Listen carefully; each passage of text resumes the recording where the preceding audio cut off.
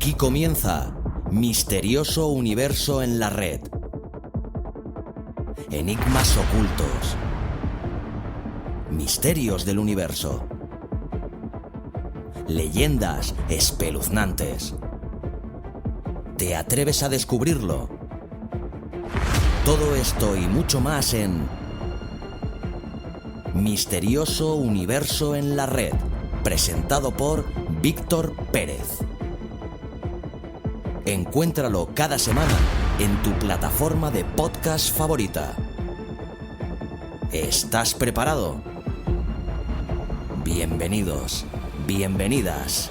Aquí comienza Misterioso Universo en la Red.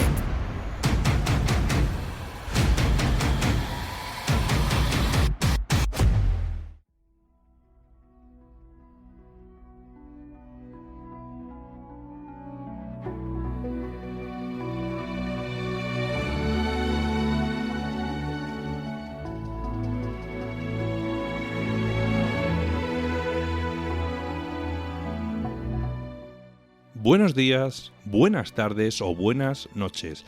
Bienvenidos una semana más a Misterioso Universo en la Red. En el programa de hoy nos vamos a embarcar en un viaje fascinante del pasado y del presente, donde analizaremos la evolución de una de las prácticas más enigmáticas y antiguas del hombre, donde los espíritus realizan portentos, presagios e intervienen en el mundo y hasta hacen milagros. Nuestro invitado Iván Mourin ha escrito un libro titulado Espiritismo Digital, a través del cual nos contestará diferentes preguntas como, por ejemplo, cómo el espiritismo se ha adaptado a las nuevas tecnologías o si existen juegos diabólicos y virtuales que de alguna forma también invocan espíritus. También otro tipo de cuestiones como si es cierto si hay retos en las redes sociales relacionados con el espiritismo e incluso si no se comparte una publicación, ¿puede alguien quedar maldito de por vida? ¿O incluso existen objetos encantados, fotografías malditas, memes embrujados? Muchas personas creen en este tipo de prácticas. Sin embargo, hoy revelaremos toda la verdad acerca del espiritismo digital y dejaremos claro lo que es cierto y lo que es tan solo un mito. ¿Estás preparado para desafiar lo imposible? Bueno, pues sigue escuchando Misterioso Universo en la Red. En las noticias del misterio con Javier vamos a ver las asombrosas declaraciones del Pentágono, donde se ha confirmado que el vídeo grabado por un militar sobre un ovni en forma de pirámide es verdadero, al igual que muchos otros. ¿Cuáles de estos vídeos se suman a la lista de verdaderos platillos voladores? Esa es la cuestión que en unos minutos Javier nos desvelará. Por otro lado, Javier nos va a traer también las últimas noticias sobre el Curiosity. Al parecer, se han descubierto unas pruebas fehacientes sobre los enigmas del planeta Marte y han dado un poco de importancia a lo que supondría este planeta para la humanidad en un futuro próximo. Además, también nos hablará de dos noticias sobre nuestro mundo. La primera involucra a dos magnates que encabezan la lista Forbes como los hombres más ricos del planeta. Todo indica que uno de ellos perdió un contrato multimillonario con la NASA para una misión a la Luna. ¿Quién fue de ellos? Descúbrelo en unos pocos minutos con Javier. Y la segunda noticia sobre nuestro mundo nos dejará boquiabiertos. Se ha confirmado que la Marina de los Estados Unidos tiene tecnología extraña, o así la han llamado. Ha sido nombrada como los patentes ovnis y como un cuento de ciencia ficción se dice que pueden crear un reactor compacto de fusión que podría proporcionar energía a las ciudades y un motor que funciona como reducción de masa inercial y una nave híbrida aeroespacial submarina. Ahí es nada. En unos minutos nos explicará Javier también qué es todo esto que os acabo de contar. No os lo perdáis porque tiene mucha amiga todo esto.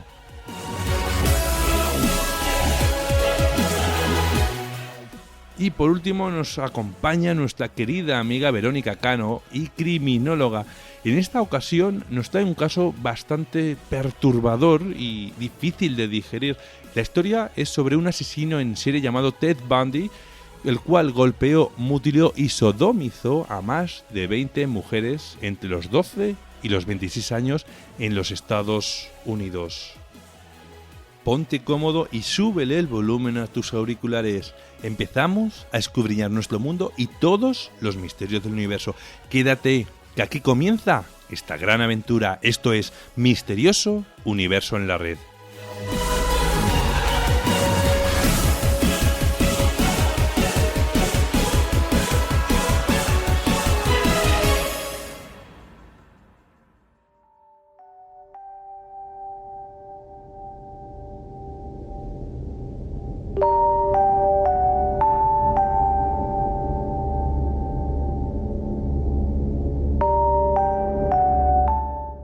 A lo largo de la historia, muchas personas han afirmado tener la capacidad de comunicarse con el más allá y transmitir mensajes de los espíritus de nuestros seres queridos. Esta versión del espiritismo, explotada comercialmente hasta la saciedad, tuvo su origen en dos hermanas que quisieron gastarle una broma a su madre, y estas hermanas son conocidas como las hermanas Fox. Casi 2 siglos han pasado desde este hecho, y la tecnología, lejos de lo que podemos pensar, ha alimentado este movimiento, permitiendo que sigamos creyendo en monstruos, en espíritus o incluso en demonios. Pero han sabido adaptarse hasta nuestros tiempos, eso hay que reconocerlo, ya que ahora los teléfonos son los que acaban siendo poseídos. Cualquiera puede comprar un objeto maldito a través de esa red llamada Internet. Incluso podemos quedar a distancia para realizar rituales de invocación o disfrutar de una investigación paranormal desde la comodidad del sofá de nuestra propia casa. Y nuestro invitado Iván Mourin nos habla de cómo ha evolucionado el fenómeno del espiritismo hasta nuestros días a través de su libro llamado Espiritismo Digital, de la editorial Luciérnaga. Hola Iván y bienvenido a Misterioso Universo en la Red. Hola, un placer poder estar aquí con vosotros y más para hablar de este tema, ¿no? que considero que tiene su cierta importancia, sobre todo para la sociedad de hoy en día. Y tanto, porque la sociedad de hoy en día, yo creo que, me incluyo yo, nos incluimos todos, estamos un tanto corrompidas, ¿no? Por esa era digital, ¿no? Ese Internet que ha llegado a todos los hogares y a todas nuestras manos, como quien dice. Estamos realmente alienados, yo lo veo así. O sea, lo vemos en el hecho de que una de las últimas cosas, yo siempre lo he reflejado así, una de las últimas cosas que hacemos a la hora de irnos a la cama es mirarnos el teléfono móvil. Y es mirarnos el teléfono móvil para mirar Internet, no para ver si realmente has recibido una llamada y tal, no, es para hacer la última consulta, que a veces se extiende. Pero es que luego a la hora de levantarnos hacemos exactamente lo mismo. Es decir, echamos la mano al teléfono y aún con los ojos medio cerrados todavía estamos mirando Internet. Y pasamos prácticamente todo el día así, o sea, le dedicamos muchísimas horas a algo que hace 20 años prácticamente para nosotros hubiera sido impensable poderlo tener en casa. Y más aún al acceso de la mano, es decir, para poderlo disfrutar por la calle, etcétera. Uh-huh. Sí, en eso estoy de acuerdo contigo. Además, vuelvo a repetir, me incluyo yo también en eso. Cuando sales por la calle, es raro no ver a alguien con el cuello torcido, como digo yo, mirando hacia el suelo y, o sea, con el móvil. O sea, es todo lo contrario, ¿no? O sea, lo raro sería ver gente mirando al frente, ¿sabes? Lo habitual, te digo. Sí, yo creo que va a ser un proceso evolutivo. Es decir, las próximas generaciones saldremos ya con chepa directamente, sí. ¿Sabes? Porque sí. Es lo que comentas, estamos todo el día, es que estamos pegados al teléfono. Entras en un metro y ves a la gente, la gran mayoría, inclinados hacia el teléfono móvil, pero es que en casa estamos exactamente igual. Entonces, ahí está el problema, ¿no? O sea, realmente el nivel de inmersión que ha habido, que por un lado es cierto que nos ha facilitado la vida en muchos sentidos, pero en otro nos la está complicando de maneras que ni siquiera somos capaces de imaginarlo. Sí, fíjate, mira, yo escuché, y ya si quieres empezamos a hablar del libro, porque quienes nos están escuchando dirán, bueno, ¿aquí de qué hemos venido a hablar? ¿De espiritismo digital o de qué? ¿Sabes? Entonces, fíjate, y ya con esto termino. Escuché una vez una frase en un programa de Carlos Herrera, cuando todavía estaba en Onda Cero, que dijo, el WhatsApp nos acerca a los que están más lejos y nos aleja a los que están más cerca. Eso lo extrapolamos al teléfono y es que es algo real, ¿no? Es un reflejo que vemos y que nadie puede negar que es así. No, es así tal cual. Y lo más curioso es ver que, por ejemplo, alguien que muy cercano a nosotros, por ejemplo, nuestra propia pareja, en ocasiones se comunica contigo a través de WhatsApp y estás en la misma casa. Total, dame esto, que no puedo ir, ya está, ¿sabes? Exacto, o sea, ya llega un punto en que dices, bueno, es algo ya que esta inmersión, y considero que cada vez va a ir a más, ¿no? O sea, lo estamos viendo ahora con Zoom, que se ha vuelto algo prácticamente Eso indispensable, es. y otras aplicaciones que hoy en día, pues bueno, parece que ya no sepamos vivir sin ellas. Así es. Y el confinamiento yo creo que ha atenuado más todavía un poco esas dependencias. Sin duda, nos ha conectado todavía mucho más. Así es. Bueno, pues empezamos ya con hablar de tu libro, con la entrevista. Y bueno, voy a presentar antes que nada a Iván Mourín, que es la primera vez que visita nuestro programa. Y bueno, pues Iván Mourín es escritor, es guionista y es criminólogo. También es autor de ensayos relacionados con el misterio como Anatomía de las Casas Encantadas o Descendiendo hasta el Infierno, que este es un libro muy recomendable en el cual habla de la Deep Web y, vamos, dice muchas verdades. Ha colaborado también con Cuarto Milenio y con el Diario de Tarragona y también con revistas como Clio, Más Allá y Muy Historia. Iván, ¿de dónde te viene esta pasión por el misterio? Porque tu trayectoria está toda, por lo que veo, relacionada con ello. Pues desde pequeño, la verdad que desde muy pequeño. O sea, el primer contacto que tuve más que con el misterio fue con el género de terror y fue por el 85. Yo tenía 4 o 5 años. No sé si los había cumplido ya y fui al cine, me llevó mi hermano que tiene 11 años más que yo, a ver, a ver una sesión doble, porque entonces eran sesiones dobles en el cine y una de las películas era Gremlins. Y la película me marcó tanto que enseguida sabía que ese género me iba a gustar. Entonces, poco a poco fui aumentando, ¿no? O sea, el conocimiento en el tema del terror, es decir, o la incursión en el tema del terror, con películas como Pesadilla en el Street, Noche de Miedo, películas de la época, hasta que me metí en la literatura. La literatura también muy pronto, con 9 años, con narraciones extraordinarias de Edgar Allan Poe, Drácula, hasta que al final vi que todavía el campo era más abierto y que podía abarcar fuera de la ficción. Y ahí ya nos adentramos en el tema del misterio, ¿no? Entonces, poco a poco, lo fui tomando como pasándolo de una afición a una profesión. Y al final, pues, entre una cosa y otra, los libros, el poder haber participado en medios de comunicación, en investigaciones, etcétera, pues me ha llevado hasta donde estoy ahora. El fenómeno del espiritismo comenzó, como bien dije al principio, con las hermanas Fox, a través de esos golpes bajo la mesa producidos por series del más allá, o en este caso del más acá. Y ahora, sin embargo, tenemos una gran red digital a través de la cual se siguen comunicando estos entes, digámosle, con nosotros. Iván, ¿no crees que es más sencillo engañar a la gente con estas historias gracias a la era digital? Una era donde todo es posible y tu imaginación es el único límite. Sin duda, o sea, lo tengo clarísimo. O sea, para empezar, es cierto que Internet lo que ha servido, y sobre todo la era digital, ha servido para que ciertas historias alcancen a un público mucho más grande.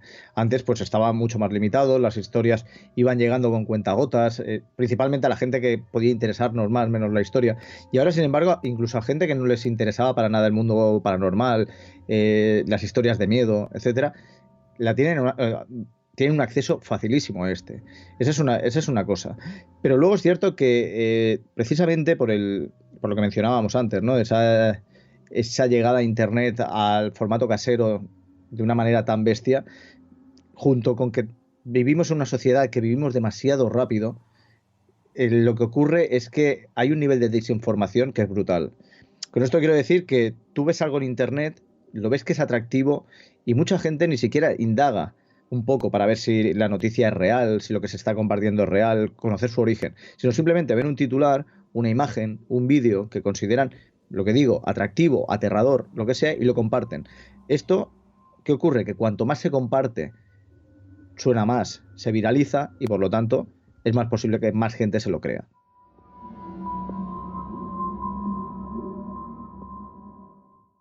Las cadenas de mensajes son algo que en algún momento de nuestras vidas hemos recibido en nuestros teléfonos o antes de que estos existieran a través de nuestros correos electrónicos, ¿no? Algunas de esas cadenas ponen en peligro tu propia vida o al menos eso es lo que nos aseguran en ellas si no lo compartimos. Iván, ¿por qué tienen más repercusión unas cadenas que otras? ¿De qué depende? Pues depende, para empezar, del tiempo que se invierta. Es decir, si tú estás dispuesto a esforzarte a la hora de tratar de divulgar, ¿no? O de compartir esta historia como fuente de origen, quiero decir. Y luego, obviamente, también el hecho de que la historia sea lo más atractiva posible. Claro, ¿qué ocurre? Que antes, cuando realmente se inician este tipo de cadenas, que es cuando era con los correos electrónicos, muchas de estas venían en el idioma original, que prácticamente siempre era en inglés. Entonces ya mucha gente tampoco sabía inglés, entonces las desechaban y ya está. Pero hoy en día se han adaptado a nuestros tiempos. Y con esto quiero decir que muchas de estas historias se están traduciendo a los idiomas del usuario. Y además se está compartiendo de una manera mucho más sencilla, porque muchas llegan por WhatsApp, otras llegan a través de Facebook, otras veces llegan curiosamente a través de YouTube. Y es lo que comento, cuanto más atractiva es la historia, cuanto más se pueda empatizar, podríamos decir, más posibilidades hay que si la gente se lo cree y la gente es asustadiza, pues lo compartan. Recuerdo algunas de esas cadenas de mensajes a través de WhatsApp, como la de Momo, que he de reconocer que la figurita tiene su mal rollo si la miras fijamente a la cara. Pero hay otra menos conocida, o al menos para mí, cuyo hilo principal habla de unos personajes apodados Beck. Iván, ¿qué son los Beck? Los Beck son unos personajes que realmente han llegado a... No es reciente, porque es una historia de 1996, pero se han acabado convirtiendo en auténticas figuras de los creepypastas, de estas leyendas urbanas surgidas en Internet y que son para un público de Internet, ¿no? Y que en el fondo son el propio usuario que las está nutriendo. Y la primera aparición de los Beck, que son las siglas de los Black Eyed Kids, es decir, los niños de ojos negros, se produce por un tejano que es periodista, que es Brian Bithell, y que a través de una serie de correos electrónicos lo comparte primero con sus seres más cercanos, con sus seres queridos, y después finalmente acaba en los medios de prensa. Esta historia, desde lo que él comenta, es que una noche en la que está aparcando frente a un cine, porque tiene que precisamente pagar unas facturas de un contrato que tiene de internet, se le acercan unos niños que él describe con capuchas de jerseys o de sudaderas, cubriéndole la cabeza, con rostros grisáceos y sobre todo algo muy curioso, que son unos ojos terriblemente oscuros. Claro, los niños lo que hacen es se les aparecen y le piden que por favor los lleve a casa porque se han dejado el dinero en casa y quieren ir a ver una película de entonces, de la época, que es Mortal Kombat. Él, como además tiene prisa por tener que pagar ese recibo, dice que no, que lo siente mucho, pero que no puede ayudarlos. Pero ¿qué pasa? Que los niños se ponen agresivos en el momento en el que él se niega y la aporrean en la ventanilla. Entonces él decide arrancar el coche y desaparecer. Pero cuando mira en el retrovisor no ve a ninguno de estos niños. O sea, literalmente, según él explica, han desaparecido. Claro, esto en el momento en el que lo publica en un diario en el que él es columnista, que es el Abilene Reporter News, llega a tener muchísima fuerza años más tarde, en el 2012, 2013 aproximadamente, porque además se acaba retransmitiendo en un programa de televisión relacionado precisamente con los monstruos y los misterios de los Estados Unidos. Poco después de que él populariza esta historia, ocurre como ocurre en muchas ocasiones con fenómenos de este tipo, sobre todo con personajes relacionados con los creepypastas. Y es que en diversos puntos, sobre todo de Estados Unidos y del Reino Unido, se dice o se reportan encontronazos con niños con características similares. Por ejemplo, hay diarios como el Daily Star que publica en portada imágenes y reportajes relacionados con estos posibles encuentros. Claro, aquí el tema es que los encontronazos también suelen ser muy similares. O sea, tienen estos niños con este aspecto tan siniestro, con esos ojos negros, pero suelen encontrarse pues en las puertas de casa, que intentan que los dejes entrar porque dicen que se han accidentado y que por favor que puedan llamar por teléfono a sus padres o a la policía. Se los encuentran en bosques, en sitios que normalmente suelen ser aislados. Esto ha llevado a pensar que precisamente los Becks puedan ser incluso vampiros, se podría decir, ¿no? Por esto de que necesitan que el propietario, un ser vivo, los invite a pasar. O otras entidades, ¿no? Los han llegado a catalogar de ghouls, incluso de extraterrestres, por esta cara grisácea, los ojos muy oscuros. Pero claro, realmente no hay ninguna prueba tangible, podríamos decir, que se demuestre la existencia real de estas criaturas. También existen relatos, testimonios, leyendas, cuentos que dicen haber recibido un mensaje en sus contestadores o incluso audios por WhatsApp donde aparentemente se escucha la voz de un familiar que hace unas pocas horas falleció. Esto me recuerda a una aplicación un programa, ¿no?, que mencionas en el libro, que se llama la Future Me, que quizás esto podría tener un poco de sentido, ¿no? O dar explicación a estas leyendas, a estas experiencias que viven algunas personas. Pues podría ser perfectamente, porque además es una innovación creada para que en el momento en el que tú fallezcas durante un periodo de tiempo largo puedas seguir manteniendo un contacto con tus seres queridos. O sea, es algo preprogramado que además hay varias plataformas, es decir, hay varias empresas detrás que están empezando a crearle y gente que lo contrata, precisamente pues quizás para suavizar más el tiempo de duelo, ¿no? Ese tiempo de soledad, pues que quizás con ese contacto por internet no te sientas tan solo. Claro, esto por un lado está bien, porque realmente lo considero que es algo curioso, interesante, adaptado a los tiempos de ahora, pero también si lo paramos a pensar también es un poco siniestro, porque si la persona te lo ha comunicado, aún dices, bueno, pues sé que en el momento en el que vaya a fallecer aún tendré un contacto con él. Pero claro, tú imagínate que no tienes ningún tipo de contacto, perdón, sino que no te ha dicho absolutamente nada y de repente recibes un mail o recibes un mensaje de WhatsApp de alguien que se supone que está muerto. O sea, eso es realmente terrorífico, por lo menos yo lo considero así.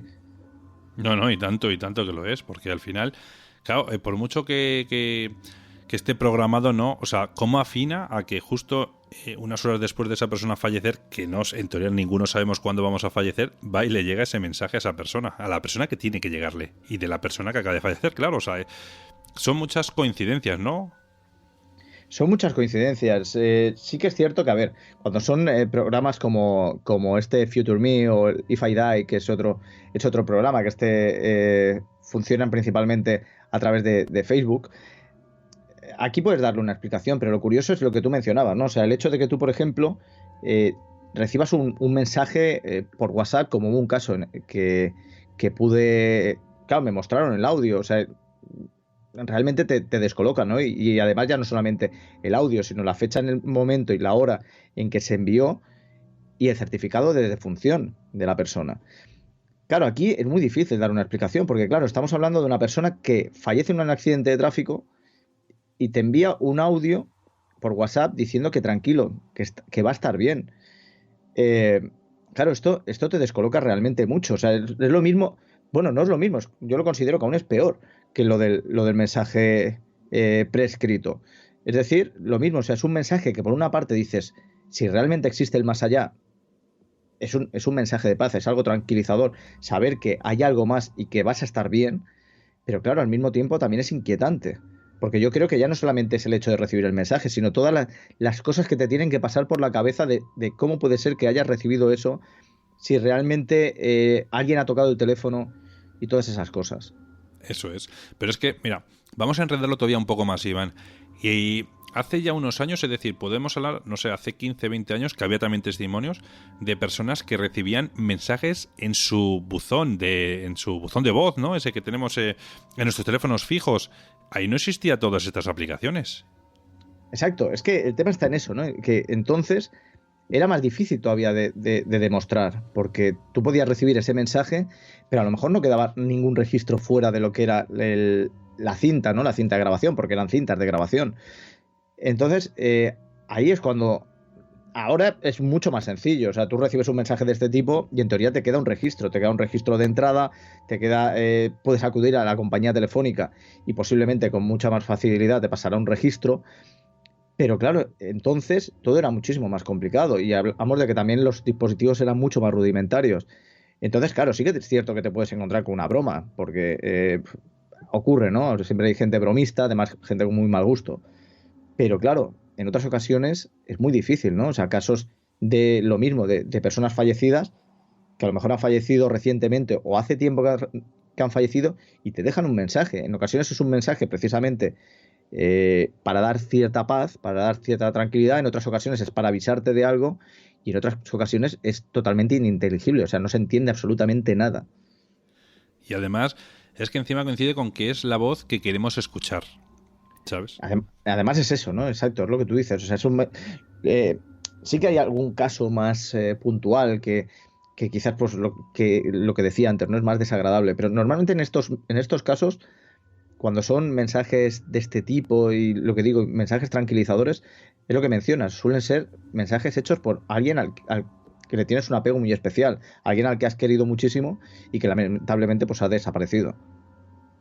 Así es. Pero bueno, como tú dices, a lo mejor nos ayuda, ¿no? Esos mensajes, sean bromas o no, a sobrellevar mejor esa situación, porque al fin y al cabo está en un duelo y bueno, hay que verse la situación para entenderles también. Oye, Iván, ¿por qué los objetos que más se venden a través de Internet son los que van acompañados de historias malditas o pertenecían a una niña ya difunta o que en algunos de ellos incluso habita un espíritu?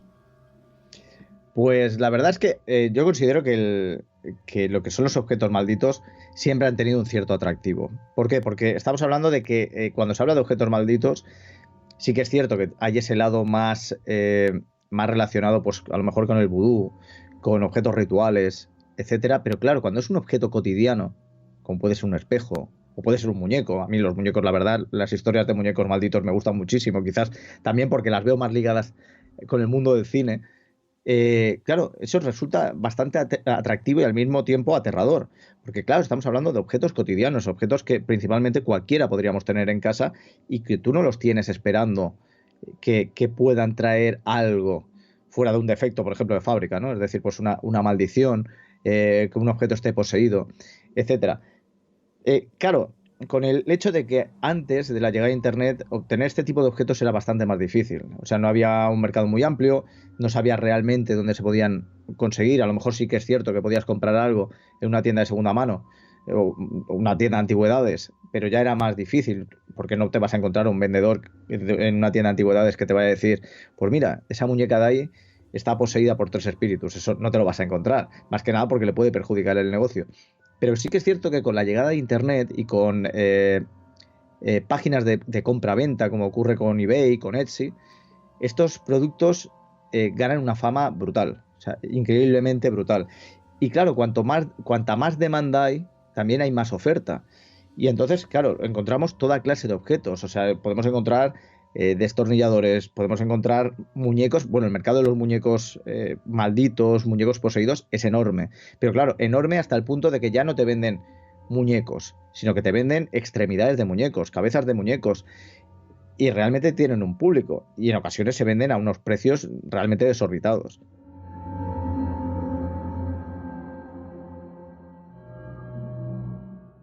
¿Has participado, Iván, en alguna sesión online de espiritismo? He participado en una sesión online y esto tiene su gracia, porque fue poco después del confinamiento. Yo lamentablemente ya había terminado el libro, porque si no lo hubiera incluido. Y me hizo gracia porque, claro, se había estrenado una película en el cine, que se hizo también durante el confinamiento, además con un presupuesto bajo, de una manera muy rápida, que es Host, que precisamente se trata de espiritismo mediante Zoom. Pues me invitaron a una sesión espiritista por Zoom antes de que saliera esta película. Y la verdad es que eso fue una auténtica comedia. O sea, es que yo no considero que realmente ni fuera efectiva ni nada. O sea, era más una tomadura de pelo que otra cosa. Pero bueno, es una anécdota graciosa y la verdad que pasarme lo pasé muy bien, ¿eh? Pasarme lo pasé muy bien. Pero claro, es que éramos como 8 personas participando y entre unos que se nos escapaba la risa, porque es que, en serio, que era irrisorio. Y después, claro, veías a alguno de los participantes que realmente se estaba asustando. Porque, claro, además te recomienda, pues eso, un ambiente oscuro, pero a ver, que no sea algo incómodo, sino más que nada, pues para buscar un nivel de paz y de conexión. Pero claro, al final, pues entre una cosa y otra, pues no sale todo como debería salir. pero que tampoco pasó absolutamente nada destacable como para decir, oye, esto ha funcionado, no.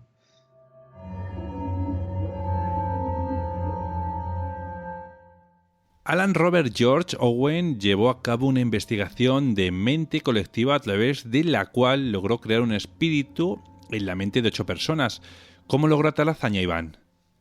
Bueno, el caso de Alan el doctor Owen, realmente tuvo una repercusión muy grande porque él pertenecía a la Sociedad de Investigación Psíquica de Toronto y decide pues juntar a un grupo de 8 personas sin ningún tipo de cualidad psíquica para lo que sería crear un fantasma a través de una historia totalmente ficticia, es decir, crear una entidad como si realmente fuera un fantasma real.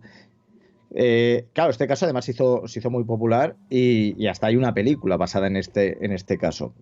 Aquí lo que se trataba era de darle vida a Philip Aylesford, que en teoría era un noble del siglo XVII que se acaba suicidando por amor. Al principio, Owen tenía el apoyo de la universidad en la que trabajaba.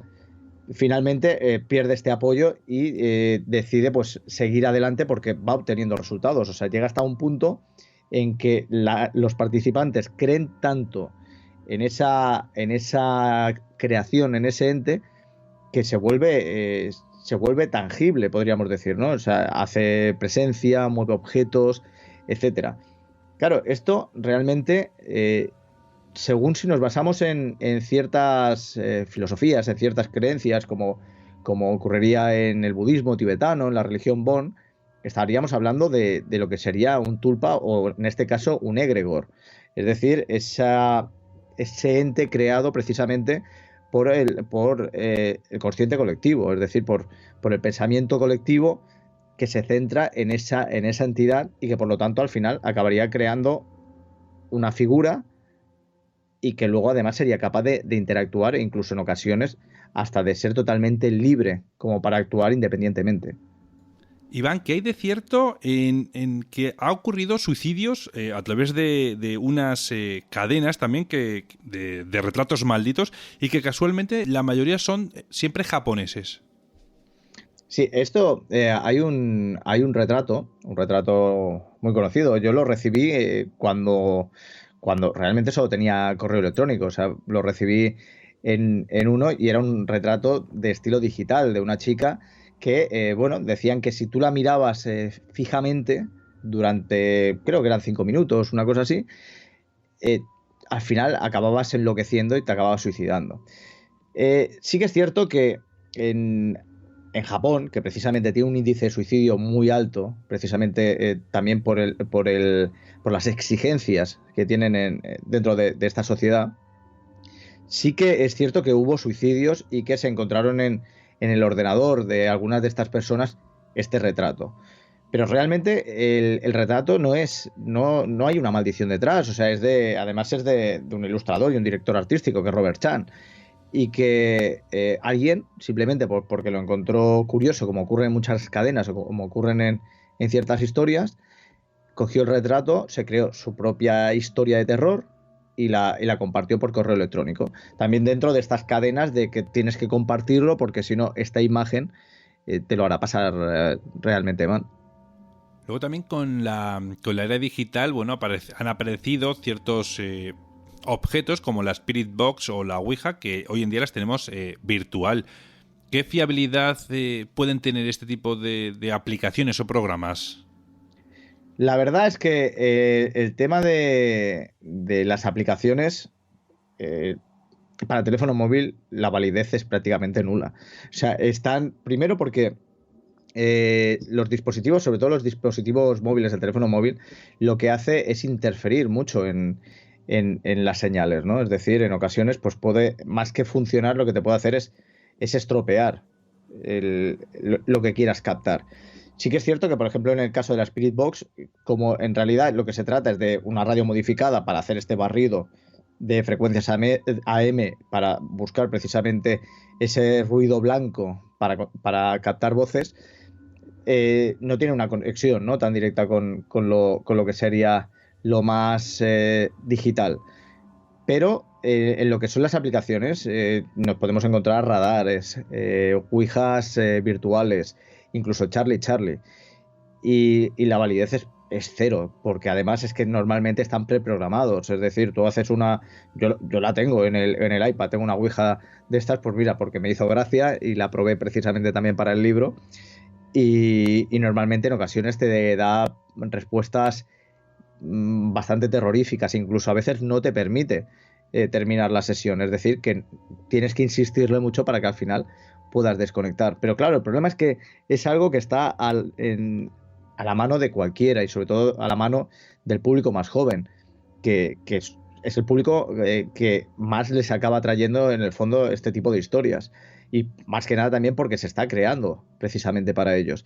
Y entonces el problema es cuando ellos realmente creen que ese contenido, que en el fondo es ficticio y ha sido creado como un elemento de ficción, pues puede ser real, y entonces es cuando surge esa histeria colectiva o surge esos problemas de ansiedad relacionados con la práctica de ciertos juegos que, como digo y como insisto, en este caso pues tienen una respuesta.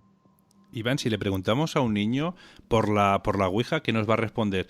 Un niño, te digo, vamos, un adolescente, perdón, es más la palabra.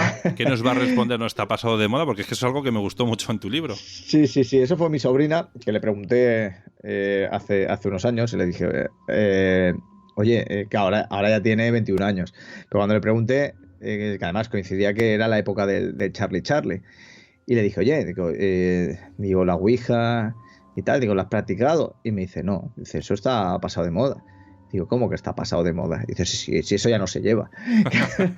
Te descoloca, ¿no? Cuando es algo que claro, que lleva desde el siglo, o sea, desde finales del siglo XIX comercializándose, y que sobre todo desde la llegada al gran monopolio de juguetes que es Hasbro, que antes era Parker Brothers, claro, se comercializó muchísimo más, y hoy en día se sigue comercializando con muchísimos modelos y que de vez en cuando va repuntando, ¿no?, en ventas. Entonces, claro, te descoloca, ¿no?, que te diga, no, si esto ya no se lleva. Claro, te resulta raro. Claro, y ahora, por curiosidad, ¿te llegó a decir qué es lo que se llevaba de ahora, lo que se hacía en sustituto de eso? Sí, claro, es que coincidió que era la época de Charlie Charlie, cuando que es este juego de los lápices, que lo ponen encima del papel y le preguntas y te responde si sí o si no. Ella me mandó, claro, esa es la ventaja, ¿no?, de los tiempos de ahora, cuando, por ejemplo, yo hacía alguna práctica de este tipo cuando tenía su edad o incluso un poco menos, que ahora tienen los teléfonos móviles con cámara, y entonces se han dedicado a grabarse haciendo este tipo de prácticas, y por lo tanto se ha difundido muchísimo más y ha hecho precisamente que esto se vuelva más viral. A mí me mandaba vídeos de este tipo y claro, me paraba a mirarlos y todo eso, y muchas veces ya le veían la trampa, ¿no?, que soplaban con el con el costado de la boca para que el lápiz se moviera. Claro, luego ves que esto realmente tiene otra explicación, ¿no?, y que forma parte de un marketing viral para una película.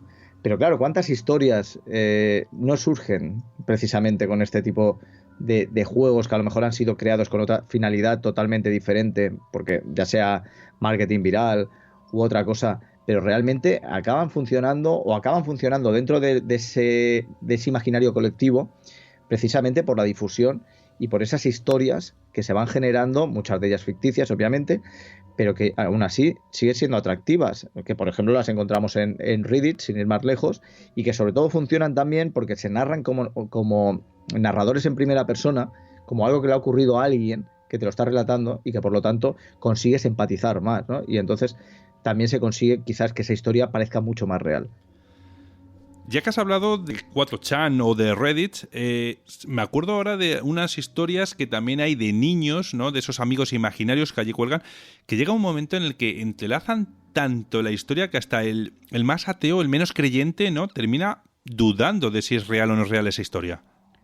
Por supuesto, porque además es que hay que pensar que cuando tú llegas a una plataforma de este tipo, como por ejemplo Reddit o por ejemplo Wattpad, donde mucha gente la utiliza como si fuera una libreta para escribir historias, sus propias historias de miedo, hay gente que realmente aporta un material tan bueno que realmente no sabes si puede ser real. Ocurrió, por ejemplo, sin ir más lejos, con Slenderman. Pero es que precisamente en Espiritismo Digital, en el capítulo que se titula Amigos y que tiene relación con los amigos imaginarios, me basé, o sea, porque normalmente cada capítulo lo inicio con un pequeño relato de terror, porque en el fondo siempre voy a ser también un escritor de historias de miedo, y lo consideraba como algo diferente, ¿no? Un poco atractivo para también poner en situación de lo que se va a encontrar el lector en cada capítulo. Entonces, quise hacer un homenaje precisamente con unos dibujos, como si fueran hechos por un niño, basándome en una historia que surge precisamente de Reddit, que es The Little Pink Backpack, que es la pequeña mochila rosa, y que lo que relata es una serie de dibujos con un texto muy infantil que habla precisamente de una niña y de su amiga imaginaria, una amiga imaginaria que ya por los dibujos los ves terriblemente siniestra, y que luego, a medida que va avanzando la historia, ves que ya no solamente el aspecto lo que es siniestro, sino que ciertas personas que o bien molestan a la niña o bien que molestan al fantasma o al amigo imaginario, podríamos decir, más que al fantasma, acaban desapareciendo o, como dice, acaban descansando, acaban durmiendo, y que uno ya va hilando y ya se imagina que es que el final de esas personas no ha sido nada positivo. Eso es lo curioso, ¿no? El ver cómo se transforma algo que es muy cotidiano también, como hablábamos antes de los objetos malditos, que es el amigo imaginario, algo que todos los niños en el fondo tienen, pero que sí que es cierto que cuando llegan a cierta edad, aproximadamente a los 8 años, ese amigo imaginario deja o sea, acaba abandonándolos, porque claro, empiezas a ir teniendo una edad más adulta, ya preparándote para la preadolescencia, y después, ya a medida que ya entras en la adolescencia, en la edad adulta, eso desaparece y en muchas ocasiones se olvida. Claro, cuando eres padre y los ves interactuar a los niños con estos posibles amigos imaginarios, a veces lo piensas, dices, ¿realmente son imaginarios o hay algo más? Porque yo a veces me pica la mosca, ¿sabes? Que dices, uy, uy. Normal. Pero es curioso, ¿no? Precisamente gracias también a Internet, que se muestre esa versión del amigo imaginario de una manera totalmente diferente. Ya no solamente con esta historia, sino con gente que comparte dibujos originales, porque en ese caso no son falsos, de sus hijos con sus amigos imaginarios. Y realmente los amigos imaginarios, dices, más vale que sean imaginarios, porque como sean reales, me mudo de casa. Estoy completamente de acuerdo contigo. ¿Y qué me dices de las cámaras de vigilancia? Esas que, bueno, que con el tiempo supimos, ¿no? O creemos o queremos pensar que se solapan con las de algún vecino y demás, porque también nos juegan malas pasadas. Sí, además se han vuelto auténticos protagonistas en lo que es precisamente en este espiritismo digital. O sea, últimamente están habiendo muchísimos reportes de gente que sus hijos han tenido experiencias nocturnas y han podido ser captadas precisamente con estas cámaras. Claro, al principio este tipo de receptores eran bastante malos, hay que decirlo así, ¿no? Pillaban muchas interferencias, es lo que comentas, ¿no? Acababan pillando conexión con otros dispositivos de otras casas. A mí me pasaba, ya no con los que eran cámaras, sino con lo que eran simplemente como walkie-talkies, que pillaban señales y a veces te descolocaba porque decías, ¿y esa voz?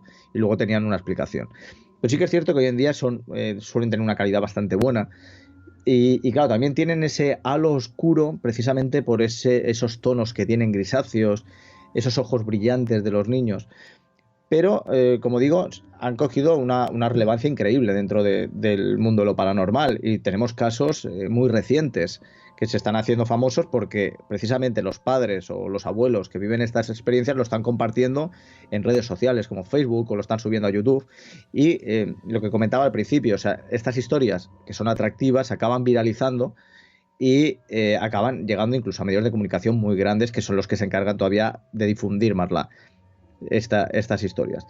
Y entonces es curioso ver los niños como en ocasiones, por un lado, interactúan con ciertas entidades o posibles entidades que puedan haber en la habitación. Yo me acuerdo un caso muy reciente de hace un par de meses, creo aproximadamente, un mes y algo, de unas trillizas que aparecen por la noche con la habitación totalmente patas arriba, enfrentándose a algo que está en una esquina de su habitación, tirándole cosas, increpándole, como si realmente hubiera algo. Y la familia, los padres sí que dicen que llevan muchas noches que ellos hablan de un monstruo, las niñas. Y claro, verlos cómo interactúan realmente te llega a que se te pase eso por la cabeza, de si realmente no hay algo ahí, por cómo interactúan sobre todo las tres trillizas. Y luego hay otras que son mucho más visibles lo que ocurre, como por ejemplo, imágenes que se comparten en donde se ve alguna silueta en la habitación, o por ejemplo, objetos que se mueven sin ninguna explicación, por lo menos una explicación aparente. Y todo eso, claro, se juntan varios elementos. O sea, tenemos, por un lado, la noche, donde se supone que la gente es todavía mucho más vulnerable, porque es el momento en el que uno va a descansar, y entonces los terrores aún se magnifican más. La oscuridad, que está relacionada precisamente con ese terror atávico y primigenio que tenemos la gran mayoría de las personas, y luego los niños, que como elementos de terror, francamente, pues funcionan muy bien, ya sean como víctimas de ciertos fenómenos, como si son los que lo ocasionan. Historias como las que hoy os ha contado Iván vais a poderlas encontrar en Espiritismo Digital de la editorial Luciérnaga. A través de este libro vais a poder comprobar cómo afecta a nuestra sociedad este fenómeno y cómo han sabido evolucionar para mantener vivas determinadas creencias. Iván, ¿formas de contacto y redes sociales en las que podamos encontrarte? Pues podéis visitar mi página, que es www.ivanmourin.com, por Instagram @mourin1980, y por Facebook y por Twitter con Iván Mourin a secas, tal cual. Perfecto, pues nada, pues muchas gracias Iván por venir al programa y seguiremos observando a ver cómo sigue evolucionando este fenómeno del espiritismo con el paso de los años. Muchísimas gracias, la verdad que he pasado un rato muy ameno, y sobre todo pues eso, hablando de este tema, que juntamos eso, espiritismo e internet, que lo tenemos ahí, todos los días. Así es. Y hay que hacer un buen uso de él, como dijimos al principio. Cuídate, un abrazo, Iván, gracias.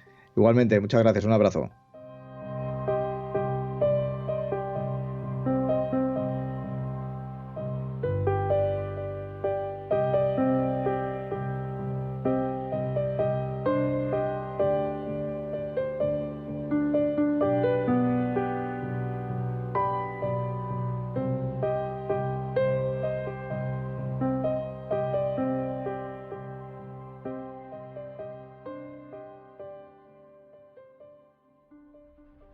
Noticias de Misterioso Universo en la Red, con Javier Gil.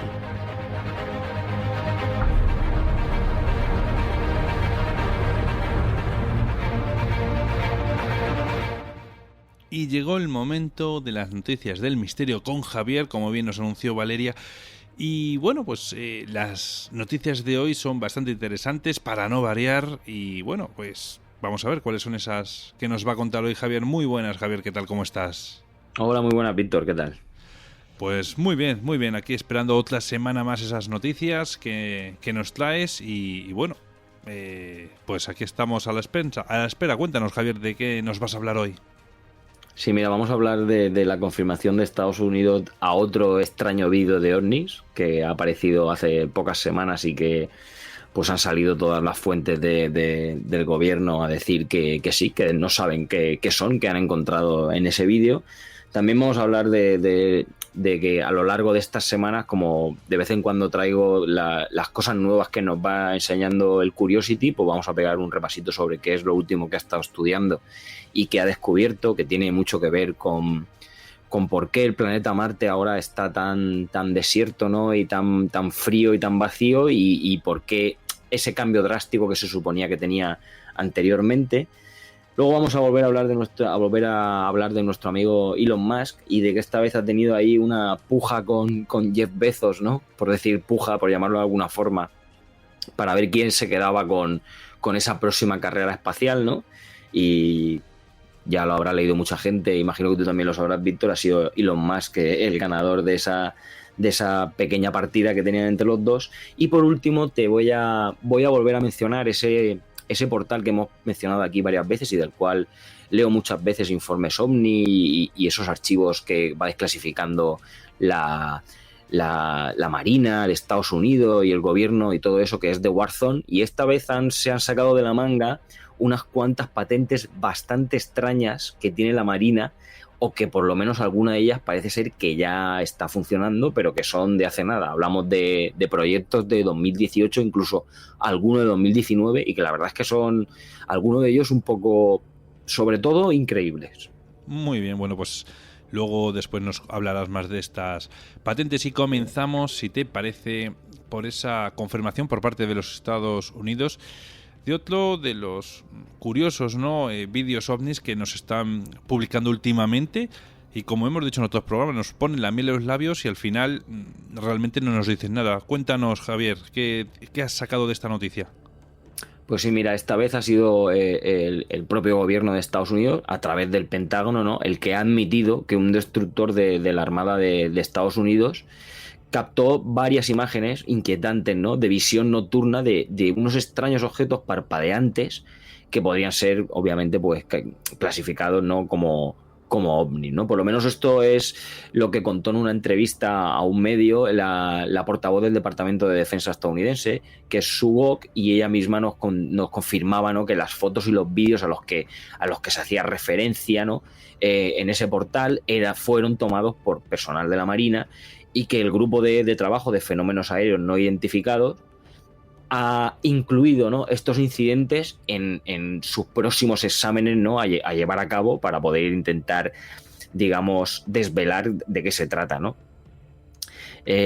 Ella misma, ¿no?, decía que para mantener, en esta entrevista que le hace al medio Futurist, para mantener la seguridad de las operaciones, como todos bien sabemos, ¿no?, pues Estados Unidos y en este caso el Pentágono, ¿no?, evita revelar cierta información, ¿no?, que pudiera ser útil sobre todo para adversarios potenciales, ¿no?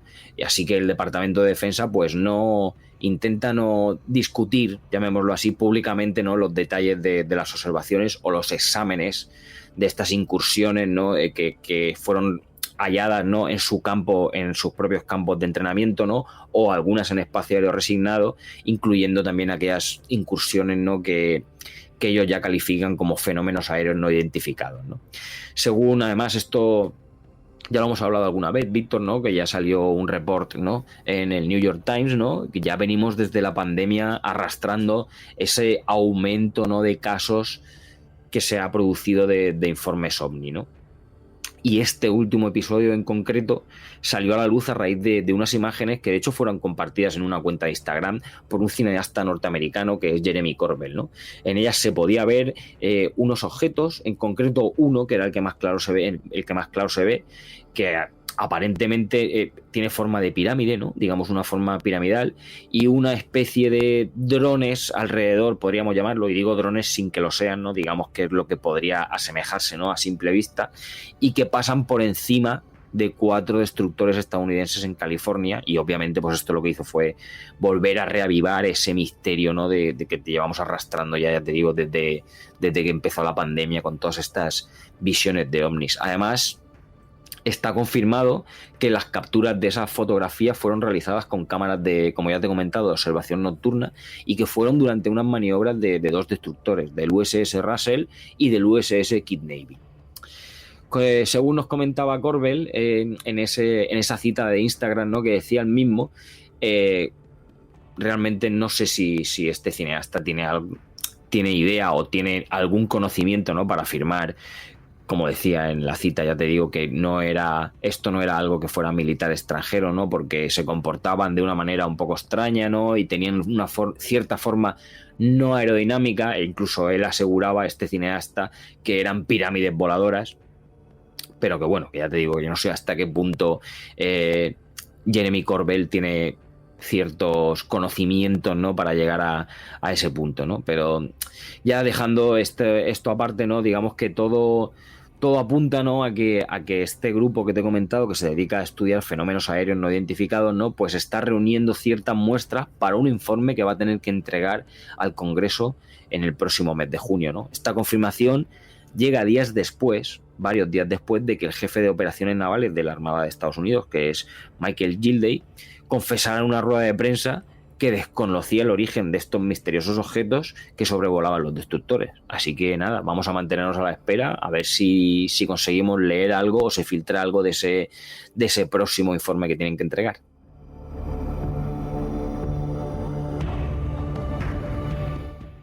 En la siguiente noticia nos comentaste que ibas a hablarnos de unos nuevos hallazgos que había descubierto el Curiosity. Cuéntanos, Javier, ¿qué ha descubierto ahora este robot? Pues sí, mira, vamos a retroceder un poco, ¿no? Parece que ha quedado ya claro que Marte era un planeta cálido y húmedo y que probablemente era capaz de albergar vida hace miles de millones de años, ¿no? Pues algo ocurrió para que el planeta perdiera su atmósfera y se convirtiera en lo que es hoy en día, ¿no? En ese desierto helado. Pues el rover Curiosity, ¿no? Que, como todos sabemos ya, aterrizó en Marte en 2012, ha estado explorando diferentes aspectos de un cráter, que es el cráter Gale, en Marte, para comprender más sobre esa transición, ¿no? De cálido y húmedo a seco y muy frío.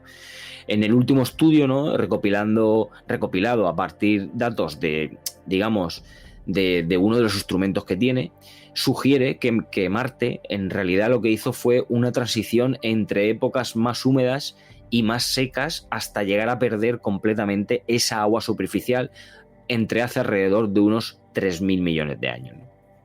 El Curiosity ha estado escalando constantemente el Monte Sharp, que es un monte de unos casi 5 kilómetros de altura y que está ubicado en el centro de este cráter Gale, ¿no? El instrumento que usa se llama CheMCam y que se encuentra en el mástil del rover, ¿no? Y lo que incluye es una cámara de alta resolución y tiene un láser que puede llegar a vaporizar rocas para ayudar al vehículo a analizar la composición química de las rocas, ¿no? Este CheMCam tiene un láser de color infrarrojo que puede llegar a calentar piezas de roca a nada más y nada menos, Víctor, que 10.000 grados centígrados. Entonces, ¿qué pasa? Pues que la roca se vaporiza y lo que hace es crear una especie de plasma, ¿no? Lo que permite a los científicos observar, ¿no? Esencialmente dentro de esos minerales y de esos químicos que componen la roca y poder echar esa mirada hacia atrás en la historia geológica del planeta. La cámara de CheMCam, ¿no? Que se utilizó, por ejemplo, para capturar observaciones del terreno en este Monte Sharp y que llegó a revelar varios cortes del pasado marciano a medida que iba variando la roca, ¿no? El Monte Sharp es, la verdad es que una característica bastante importante de Marte, ¿no? Porque es una de las mejores formas que tiene el planeta rojo, digamos, para registrar la historia de su clima, ¿no? El agua y los sedimentos han quedado muy bien plasmados en esas diferentes capas del Monte Sharp. De hecho, hace pocas semanas que fue publicado el estudio en la revista Geology. Los orbitadores que hay alrededor de Marte han registrado ya previamente información sobre los minerales dentro de esas laderas del Monte Sharp, ¿no? Los datos del Curiosity lo que han proporcionado ha sido observaciones todavía más detalladas de esas capas de roca de sedimento, ¿no? Y han revelado ciertos periodos secos y ciertos periodos húmedos en el pasado del planeta. A medida que el Curiosity iba subiendo, ¿no? Iba ascendiendo por el Monte Sharp, esas capas iban cambiando de manera muy drástica. La base del Monte Sharp está hecha de arcilla, ¿no? Que ha sido depositada ahí por un lago, ¿no? Que digamos que una vez llenó ese cráter. Encima hay varias capas de arenisca que aún conservan cierta evidencia de cómo fueron formadas por una especie de dunas, ¿no? En forma de viento durante las épocas más secas. Y las capas por encima de esto lo que revelan es más depósitos de ese agua, ¿no? Lo que indica cuándo regresaron otra vez esas condiciones húmedas a Marte. Las observaciones del Curiosity revelan, ¿no? Que estos cambios entre las épocas, como ya te he dicho, húmeda y seca, fueron eventos a gran escala que se fueron alternando, ¿no? Hasta que el planeta se volvió completamente árido. El historial climático del Monte Sharp, digamos que ha permitido al Curiosity concentrarse en una horquilla de tiempo que iría de entre unos 2.900 a unos 3.700 millones de años. Así que mira, el rover todavía continúa su misión, el Curiosity va a seguir ascendiendo por esos laterales, por esas estribaciones del Monte Sharp y va a seguir usando ese taladro para poder explorar más a fondo todavía los tipos de rocas y que nos cuentan estas mismas. Y lo que sí que es verdad es que esto podría proporcionarnos todavía más información sobre la causa de esas fluctuaciones no climáticas que han sido tan drásticas y que todavía tienen a los científicos en vilo.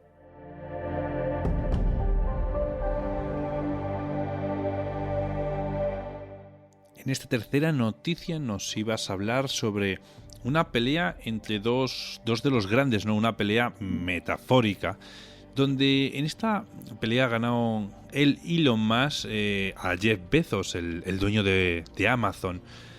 ¿Qué es lo que se jugaban, Javier? Pues mira, se jugaban nada más y nada menos que, para que suene bien voy a decir, la conquista del espacio, ¿no? Pero realmente ha sido una batalla de 2.900 millones de dólares. Y como bien has dicho, se la ha ganado Elon Musk a Jeff Bezos, y que como bien también estabas marcando, hay que decir que hoy en día, en la actualidad, son las 2 personas más ricas del mundo. Así que, como ya te digo, lo que nos cuenta la noticia es que la NASA ha seleccionado a SpaceX, que es la compañía aeroespacial de Elon Musk, para aterrizar en la Luna después de nuestros primeros astronautas, ¿no? En 1972. Este gran o enorme presupuesto, podemos llamarlo como quiera, que le va a destinar la entidad aeroespacial, ¿no?, norteamericana, comprende el prototipo de nave espacial que es Starship, y que se está probando en las instalaciones de la empresa que tiene nuestro amigo y magnate Elon Musk en el sur de Texas, ¿no? Así que es una noticia no tan bonita para Jeff Bezos, ¿no? Porque al final SpaceX se ha impuesto a Blue Origin, ¿no? Y a Blue Origin y a la contratista, que era Defensa de Dynetics, ¿no?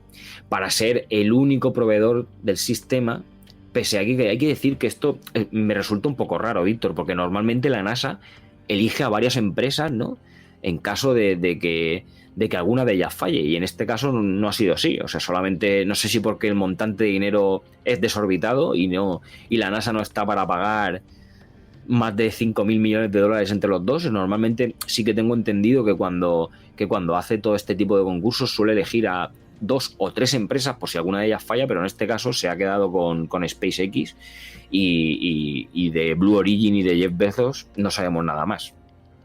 Pero volviendo a la noticia, ¿no? El año pasado ya dijimos, ya me parece que lo hemos comentado en algún programa, que SpaceX se convirtió en esa primera empresa privada en enviar con éxito una tripulación a la Estación Espacial Internacional, ¿no? Restableciendo esa capacidad estadounidense, ¿no?, para lograr la hazaña otra vez, por primera vez, desde que terminó el programa del transbordador, ¿no? Para esta oferta de aterrizaje en la Luna, ¿no?, vamos a hablar de esta suculenta oferta de 2.900 millones. SpaceX propone su nave espacial reutilizable, muy importante, la Starship, y que está diseñada para transportar grandes tripulaciones y carga para viajes al espacio profundo y aterrizar en posición vertical tanto en la Tierra como en otros cuerpos celestes. Los prototipos de la nave hoy en día todavía se están poniendo a prueba en las instalaciones de la empresa, y hay que decir también, como una nota ahí, un asterisco, y yo creo que bastante importante, ¿no?, que las 4 versiones que se han probado hasta ahora del cohete que las va a impulsar, o sea, cada vez que se han intentado realizar vuelos de prueba, hay que decir que de estos 4 veces ha explotado 4 veces. O sea, es algo a tener en cuenta, ¿no? Digamos que esto encajaría, ¿no?, en el marco del programa Artemis, ¿no?, para volver a llevar seres humanos a la Luna, y que la NASA quiere utilizar ese sistema de lanzamiento espacial para transportar a 4 astronautas a bordo de una cápsula de tripulación, que es una cápsula de tripulación Orión, y que se va a acoplar a una estación espacial lunar llamada Gateway. La Starship estará esperando para recibir a 2 miembros de la tripulación para el tramo final del viaje que los lleve hasta la superficie de la Luna, ¿no? La idea es que Gateway sea una estación intermedia, pero para esa misión inicial, esta cápsula Orión, ¿no?, podría acoplarse incluso directamente a la Starship. Los astronautas pasarían entonces una semana en la Luna antes de volver a embarcar en la Starship para volver a la órbita lunar y entonces volver a abordar esa cápsula Orión y volver a la Tierra. Además, SpaceX también tiene planes para combinar esa nave espacial Starship con su propio cohete de carga superpesada, ¿no?, para hacer lo que han llamado ellos una nave combinada que va a tener una altura de nada más y nada menos que 120 metros y va a ser el vehículo de lanzamiento más potente jamás desplegado. Así, la NASA quiere volver a establecer esa nueva, como ya hemos hablado alguna vez, una nueva presencia sostenible en la Luna, ¿no?, con una estación espacial para probar nuevas tecnologías y preparar ese camino para una misión tripulada a Marte. Ya en 2019, el entonces vicepresidente estadounidense, que era Mike Pence, desafió a la NASA a aterrizar la primera mujer y el próximo hombre en la Luna para 2024. Pero tengo que decirte, Víctor, que es probable que todo este plazo se haga flexible por por cómo ha transcurrido el año 2019, 2020 casi, y 2021, y que también se va a flexibilizar un poco bajo la presencia del nuevo presidente de Joe Biden. Incluso otro cambio, ¿no?, bajo este actual gobierno de Biden es el objetivo, ¿no?, porque incluso ya se ha declarado para intentar colocar a la primera persona de origen afroamericano en la Luna bajo ese programa Artemis. Así que crucemos los dedos para que no sigan explotando los cohetes de Musk, porque ahora va a tener dinero para poder finalizarlos bien y que no tengamos ninguna desgracia, porque la verdad es que se podría liar bastante gorda. Además, Víctor, tengo que decirte que Musk también ha conquistado los vuelos privados del espacio. La Agencia Espacial Estadounidense de la NASA y el SpaceX ya firmaron hace pocas fechas que estaban listas para el lanzamiento desde Florida, ¿no?, de la segunda misión comercial tripulada a la Estación Espacial Internacional, ¿no? De hecho, esto se llamaba el Space Crew 2, mantenía esos planes de lanzamiento, ¿no?, con 4 astronautas a bordo hace pocas fechas, ¿no?, y que iba a salir desde el Centro Espacial Kennedy de Florida, ¿no?, según señalaron unas fechas anteriores en una rueda de prensa conjunta, ¿no? La empresa aeroespacial de Musk, sin embargo, también aquí volvió a detallar que tiene algunos problemas con los tanques de esos cohetes Falcon 9 de los que hemos hablado aquí alguna vez, ¿no?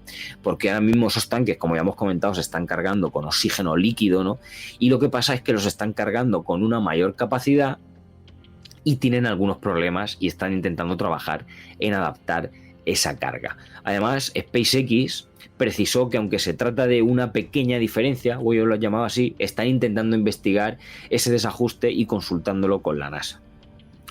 Para recordar así, refrescar un poco la memoria, recordar que el Falcon 9 es ese cohete reutilizable, ¿no?, de 2 etapas y diseñado y fabricado por SpaceX para el transporte de personas y carga a la órbita terrestre, y obviamente será la Luna, y posiblemente también tendrá algo que ver con el viaje a Marte.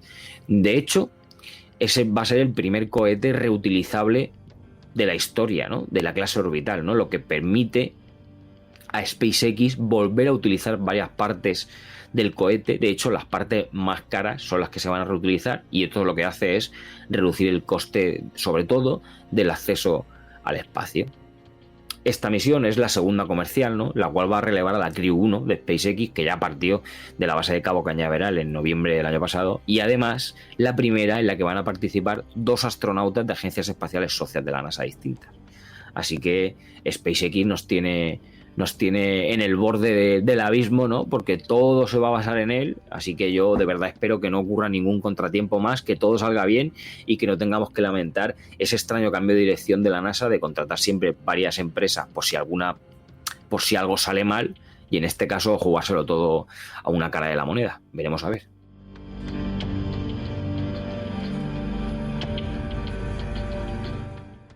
Y para dar el brochetazo final de esta sección, nos vas a hablar de unas extrañas patentes que ha publicado en esta ocasión la Marina de los Estados Unidos y que bueno, que algunas son un tanto anómalas, ¿no? Cuéntanos, Javier.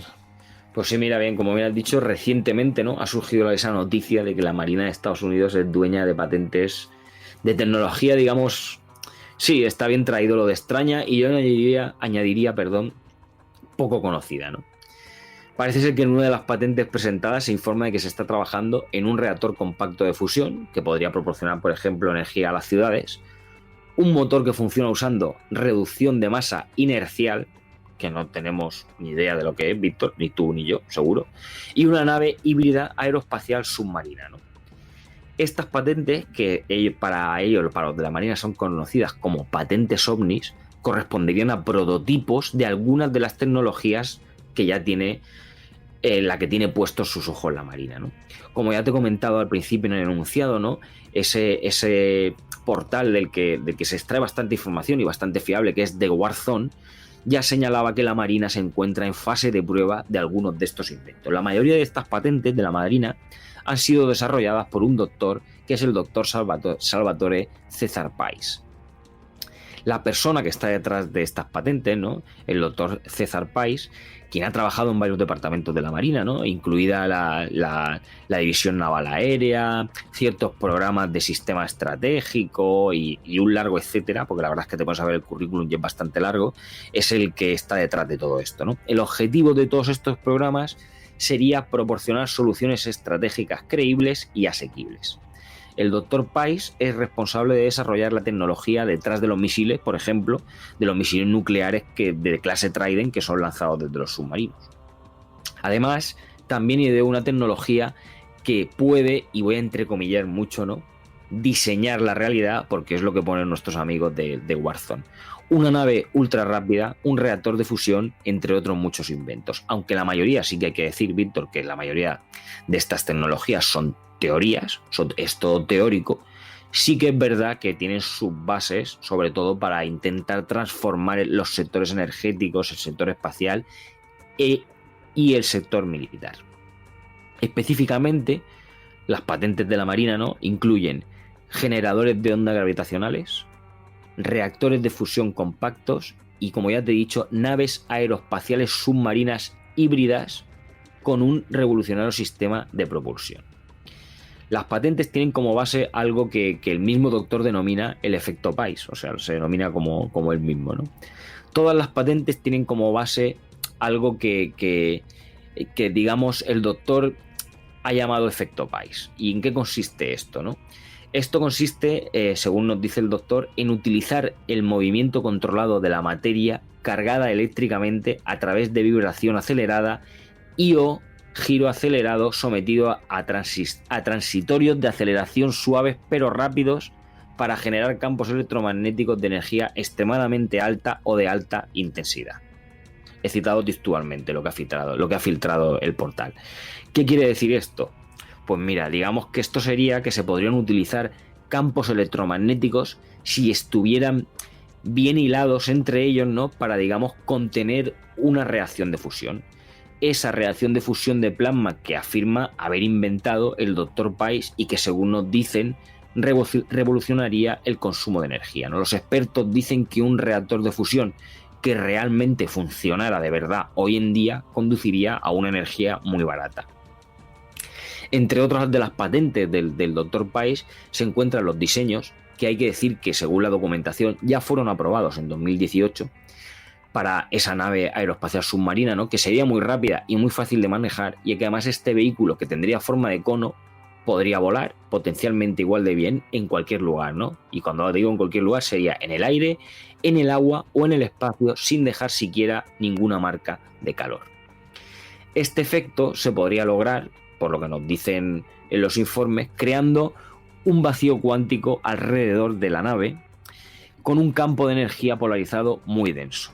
Esto es todo textual, ¿eh? Este vacío permitiría repeler cualquier molécula con la que la nave entrara en contacto sin importar el medio. Por otro lado, en un artículo que ya fue presentado en 2019 y que se llama Sistema superconductor de temperatura ambiente para uso en una nave submarina aeroespacial híbrida, el mismo, nuestro colega el Dr. Pais, propone un sistema que puede lograr cierta superconductividad a temperatura ambiente, ¿no? Esto se convertiría en una tecnología que sería capaz de dar, según nos dice el Dr. Pais, un cambio total de paradigma en ciencia y en tecnología. Aunque la Marina tiene las patentes, Víctor, tengo que decir que todo esto no significa que toda la tecnología de la que estamos hablando llegue a ser una realidad. Simplemente digamos que está ahí, ¿no? Tiene la potestad de intentarlo o de hacerlo, si no lo ha hecho ya, o archivarla en un cajón y que nunca más sepamos.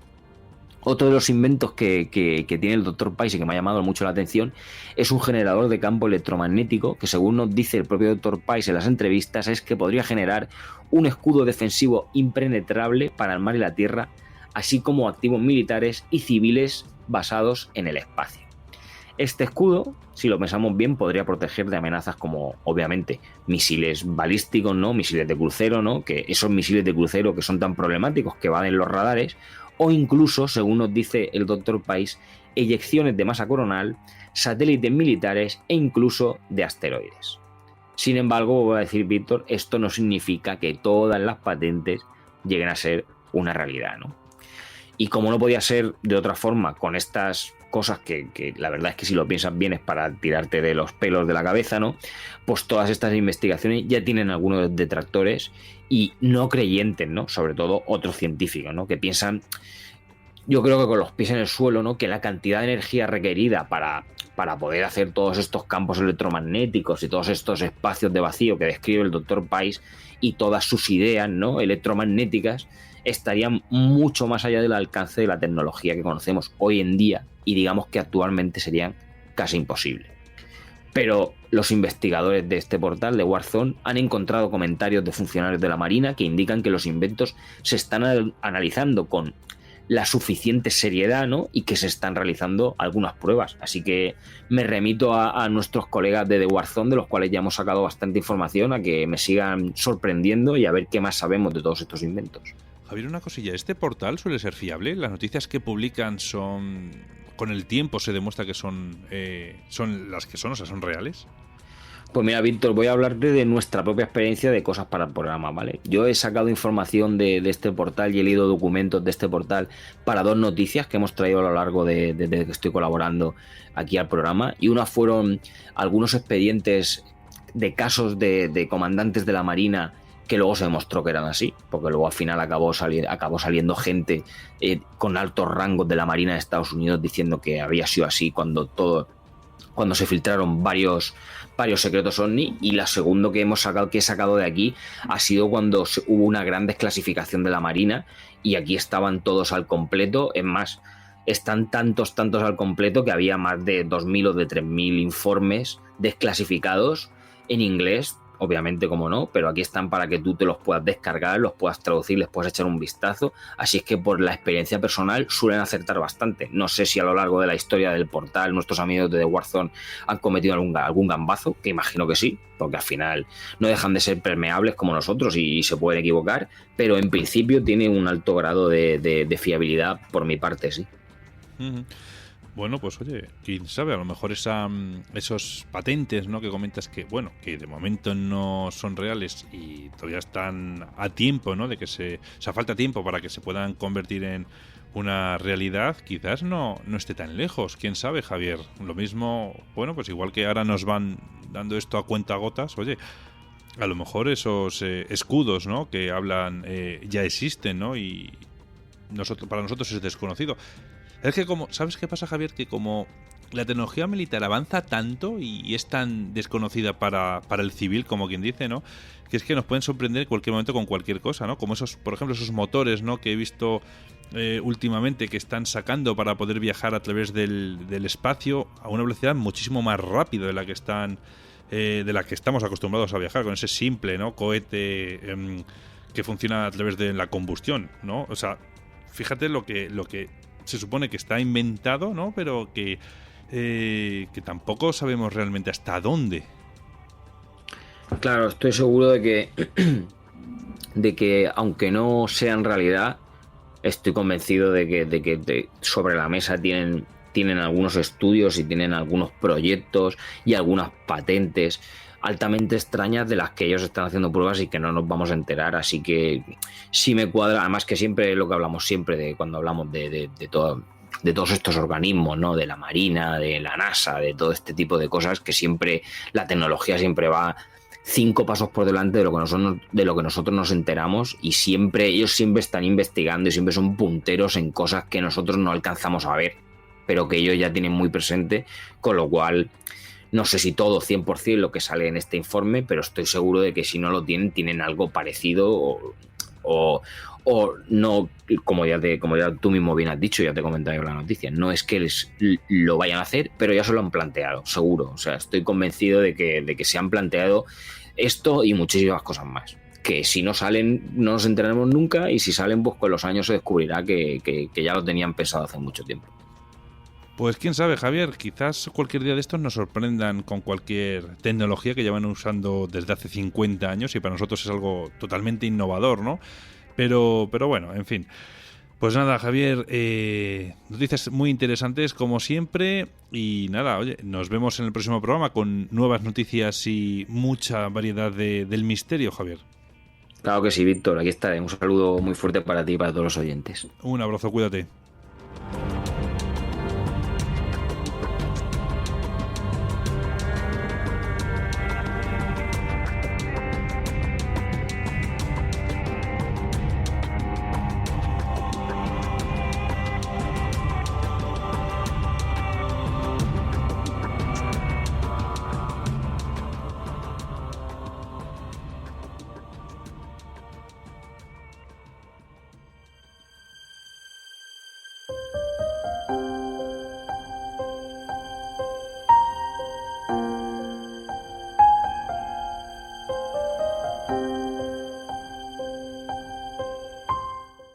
Si hay un criminal que no podía faltar en la sección de Verónica Cano, ese es, sin duda, Ted Bundy. Verónica nos hablará de cómo fue su infancia, su adolescencia y cómo y cuándo empezaron a aparecer sus primeros signos o muestras de violencia. Su relación con Stephanie Brooks le dejaría una huella imborrable y jugaría un papel, digamos, bastante importante en el desarrollo de su personalidad tras la ruptura. Nos hablará de cuál fue su modus operandi y de las artimañas que empleaba para pasar desapercibido. Os dejo con Verónica. Muy buenas noches, compañeros, compañeras, oyentes de Misterioso Universo en la Red.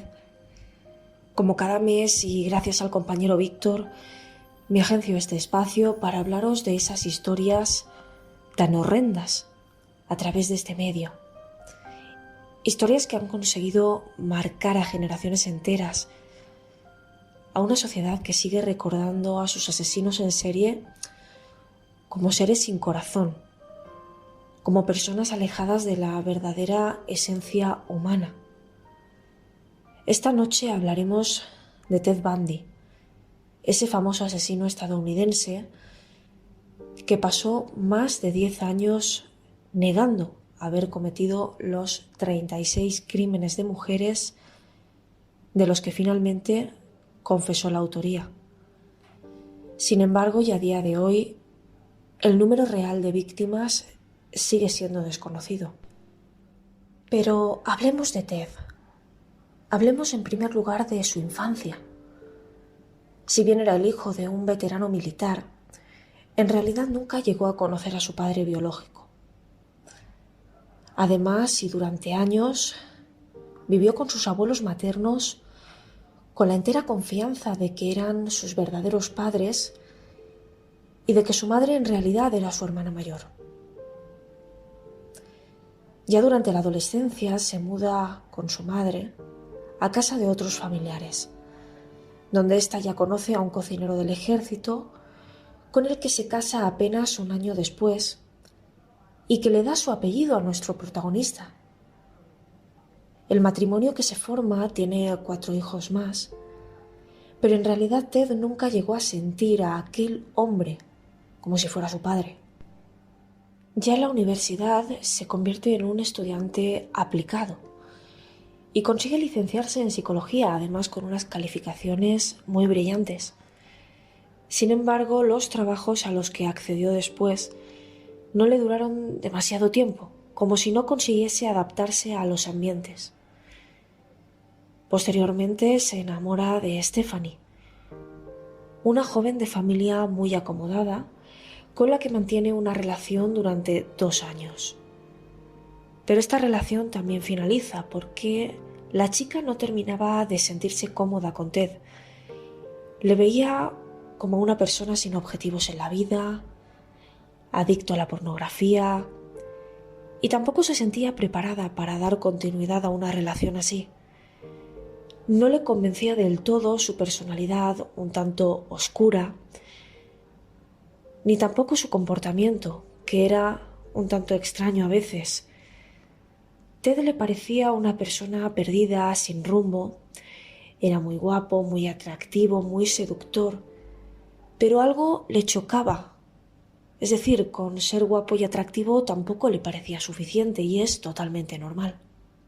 En realidad, Bundy nunca llega a superar esa ruptura y se obsesiona con Stephanie, por lo que continúa enviándole cartas a casa para intentar reconquistarla una y otra vez, eso sí, sin éxito. Actuaba, digamos, como un verdadero acosador, por decirlo de alguna manera. Durante este tiempo también se matricula en Derecho y vuelve a destacar por ser un estudiante brillante con una imagen excelente ante todos los profesores. También inicia una relación con Meg, una mujer divorciada que ya tenía una hija, y esta relación dura 5 años y la llevó de manera paralela a esos intentos obsesivos de reconquista de su primer amor. Durante varios años, nuestro protagonista se convierte en una persona involucrada en actividades comunitarias y sobre todo muy querida entre aquellos que le conocían. Obtendría incluso una condecoración por parte de la policía y se relacionó con personajes políticos de relevancia. Sin embargo, su vida da un giro en 1973, cuando se reencuentra con su primer amor. Así que decide retomar su relación con ella a pesar de ya tener pareja, y están juntos durante medio año. Ella vuelve a enamorarse perdidamente, pero Ted la abandona sin darle además ninguna explicación. En cierto modo era como si le hubiese devuelto el daño que ella le había hecho tiempo atrás.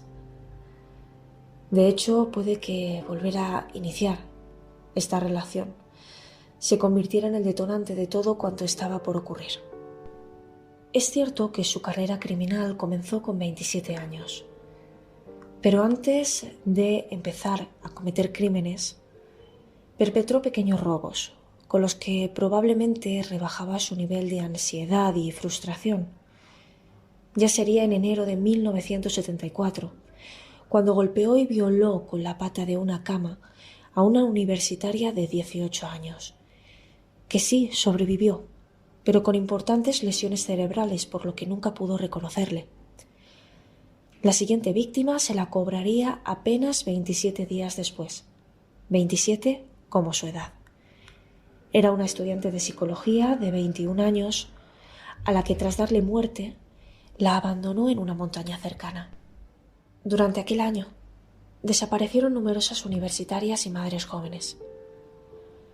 Todas ellas eran de piel blanca, atractivas, de cabello negro y peinadas con la raya en medio.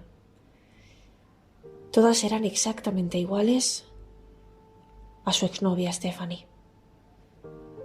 Empezó atacando de noche, pero pronto comenzó a hacerlo de día, como si no pudiera controlar sus impulsos.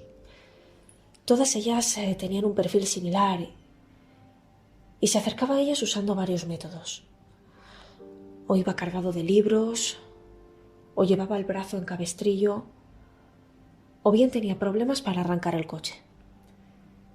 Aprovechaba su atractivo físico y su talante seductor para agradecer la ayuda brindada por estas chicas, que acababan desapareciendo y sus restos eran localizados tiempo después en lugares de lo más variado. De hecho, actuaba hasta en 7 estados diferentes. Bundy tenía una capacidad excelente para despistar. Cambiaba de aspecto físico de manera habitual. El peinado, la barba, el bigote o incluso la forma de vestir. También se cambiaba de residencia de manera habitual y se matriculaba en Derecho en universidades diferentes. Curiosamente, es arrestado en agosto de 1974. Una mujer lo había identificado como su posible secuestrador. Le condenan entonces a 1 año de prisión, pero consigue fugarse y desaparecer durante varios meses. Durante este tiempo va saltando de un estado a otro, evitando que la policía descubriera su forma de actuar. Pero es cierto que sus ataques eran cada vez más temerarios y más cargados de errores. La ansiedad le estaba jugando malas pasadas. Ya no era tan seductor. Su actuación era cada vez más impulsiva, más descuidada, menos planificada. Y ya ni tan siquiera era capaz de esperar a la noche, por lo que algunas de sus víctimas llegaron a convertirse en sus propios testigos. En noviembre de ese mismo año, Bundy se acercó a una joven en Utah, a la que subió a su coche haciéndose pasar por policía. Cometió varios errores, como sacarle una pistola o intentar esposarla. Se le notaba nervioso, impulsivo, pero sobre todo frustrado. Ella luchó y consiguió apartarlo. Consiguió librarse de que le pusiera las 2 esposas, le golpeó en la cara y consiguió salir corriendo. Buscó a alguien que la ayudara y que la llevara a comisaría, donde contó lo sucedido y además dio una descripción de aquella persona. Sin embargo, aquella noche, Bundy no se quedó sin objetivo. Fue a por otra chica de 17 años que había acudido con sus padres a ver una obra de teatro. Y así siguió hasta 1975, capturando y matando jóvenes de edades y perfiles similares. A través de un retrato robot, una amiga de su todavía novia Meg consiguió identificarle. El parecido era asombroso y se comprobó que muchos de los detalles del caso también coincidían y apuntaban hacia él. Su novia también llamó de manera anónima a la policía, sugiriendo que Ted podría estar involucrado en esas desapariciones y muertes, pues en casa guardaba un cabestrillo, una muleta y algunas cosas más que le llamaban la atención. Por desgracia, los testigos fallaron en la identificación y la investigación siguió un rumbo totalmente diferente al esperado.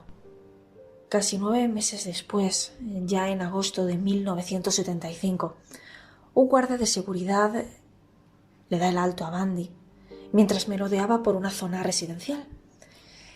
Intentaba identificar el vehículo y durante el registro encontró unas esposas, una piqueta, una media, un pasamontañas, restos de cuerda e incluso trozos de una sábana blanca. Se dio a la fuga, evidentemente, pero fue detenido poco después. Y aquí empieza verdaderamente la investigación en profundidad y la toma de declaraciones, entre ellas la de la joven a la que había intentado esposar sin éxito un año antes. Como era de esperar, Bundy rompió a llorar y negó absolutamente todo. Fue sentenciado entonces a 15 años de cárcel y contaría con la posibilidad de la libertad condicional si se sometía a unos exámenes psicológicos. El resultado de todas aquellas pruebas fue la existencia de un trastorno de personalidad por dependencia de las mujeres y su adicción a la pornografía, pero en realidad nada más. Nada de lesiones cerebrales, ni de adicción a drogas, ni consumo de alcohol, tampoco rastros de psicopatía o de esquizofrenia. Está claro que el resto de su actividad criminal estaba pasando inadvertida, al menos en su mayoría. Durante los preparativos del que iba a ser su segundo juicio, Bundy despide a sus abogados y decide defenderse él mismo. Por este motivo, se le permite visitar la biblioteca para buscar información y demás. Allí decide saltar desde la ventana. Se lesiona un tobillo, pero logra escapar durante varios días y sobrevivir gracias a lo que robaba. Además, estuvo alojado en una especie de cabaña abandonada, por lo que nos hace pensar que lo tenía todo estudiado. Fue arrestado cuando trataba de robar otro vehículo, curiosamente igual al que ya tenía. Pero volvió a escapar, esta vez de prisión. Huyó a Chicago y a Florida utilizando un seudónimo. Y podía haber pasado desapercibido, pero su impulso asesino hizo que volviese a las andadas en otro colegio mayor femenino, concretamente en el Chi Omega de la Universidad de Florida. 7 mujeres fueron atacadas y asesinadas en los 6 meses que Bundy estuvo desaparecido. La pesadilla acabó la noche del 14 al 15 de febrero de 1978, cuando un policía mandó parar su coche al percatarse de que conducía de una forma un poco extraña. Enseguida le identificó como el asesino de estudiantes, y Ted Bundy fue detenido justo en ese momento. Si bien se defendió a sí mismo, las pruebas aportadas fueron determinantes y contundentes a lo largo del juicio. Había fotografías, indicios, testigos y hasta un molde que un odontólogo hizo de los mordiscos de las víctimas y que coincidía perfectamente con su dentadura. Tras varias horas de deliberación, el jurado le encontró culpable de 2 asesinatos, así que el juez sugirió su ejecución en la silla eléctrica. En vistas de lo ocurrido y durante el siguiente juicio, Bundy ya prefirió contratar abogados. Su táctica no había salido como esperaba y sus nuevos defensores trataron de alegar una incapacidad mental, algo que carecía de absoluto sentido. Más de una década después, ya en 1989, se procedió a la ejecución. Fue entonces cuando, tras fracasar, decidió confesar todos sus crímenes, un total de 36, aunque seguramente fueron más. Unas de sus últimas palabras, muy llamativas por cierto, fueron: nosotros, los asesinos en serie, somos vuestros hijos, somos vuestros maridos, estamos en todas partes y morirán más hijos vuestros mañana. Probablemente nos encontremos ante un verdadero psicópata de manual, un sádico, necrófilo, fetichista, narcisista, sin empatía y con una necesidad extrema de causar dolor en otros para obtener el placer sexual. La familia, una vez más, juega un importante papel en el desarrollo de esa personalidad. Sus abuelos maternos se hicieron pasar por sus padres después de que su padre abandonara a su madre, a la que creyó durante años su hermana mayor. Enterarse de la verdad le traumatizó, le hizo sentir odio por primera vez. Es importante decir que la situación familiar también era verdaderamente insoportable. Antes de irse a vivir con otros parientes, tal y como hemos comentado al principio de la noche, madre e hijo tuvieron que soportar la violencia física existente entre el matrimonio. Era la tónica habitual. Parece que el abuelo, que era diácono en la iglesia, era racista, torturaba animales y tenía una grandísima colección de pornografía en el invernadero, donde Bundy se colaba a mirar durante horas. En cambio, su abuela era tímida, mujer obediente. Además, seguramente tenía una patología mental evidentemente agravada por el maltrato al que era sometida y había sido sometida a lo largo de su vida. Los traumas de Bundy brotaron durante la adolescencia y las secuelas de todo lo vivido cada vez eran más notables, más evidentes. Bundy era un joven introvertido, un tanto infantil en su carácter y con una gran tendencia a la soledad. No tenía amigos, pero tampoco los echaba de menos. El aislamiento y el odio que sentía también hacia su madre por las tantas mentiras le condujo a mutilar y asesinar animales. Aquello se convirtió en una afición que probablemente había aprendido de su abuelo. Con los años es cierto que su actitud ya cambió por completo. En la universidad se mostraba seductor, con unos modales exquisitos y capaz de explotar sus encantos físicos para agradar a las jovencitas. Sin embargo, era incapaz de mantener relaciones sexuales con total normalidad. Sus gustos en ese sentido eran muy extraños. Incluso su última pareja, Meg, llegó a confesar que durante las relaciones sexuales la obligaba a hacerse la muerta, a quedarse totalmente inmóvil para él sentir placer. Se observa, por tanto, una clara frustración a todos los niveles, que también se hace patente en el plano sexual. A pesar de que ante los ojos de los demás pudiese parecer una persona de autoestima inquebrantable, todos y cada uno de sus traumas le perseguían a diario, hasta el punto de que se sentía incapaz de controlar la ansiedad derivada de esas cuestiones sin resolver que le acompañaban desde niño. Con el tiempo su ansiedad fue empeorando, más aún cuando sintió la frustración de su primera ruptura amorosa. Esa sensación de abandono que ya tenía creció considerablemente y dio rienda suelta a esos impulsos que venía albergando desde joven. Dicen que todas las víctimas eran la viva imagen de esa exnovia que le abandonó. Seguramente nadie se había percatado de que probablemente también se parecían a su madre, una adolescente cuando dio a luz. También podríamos mencionar un posible trastorno de personalidad límite, especialmente lo que se refiere a ese miedo al abandono al que hacíamos referencia. En definitiva, Bundy se comportaba como un psicópata. Utilizaba un modus operandi muy específico y atentaba contra un perfil de víctima muy concreto. Planificaba sus ataques, aunque la ansiedad comenzó a jugarle malas pasadas.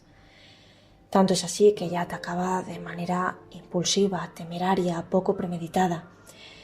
Pero no lo suficiente, pues consiguió acabar con la vida de 36 jóvenes pasando completamente inadvertido.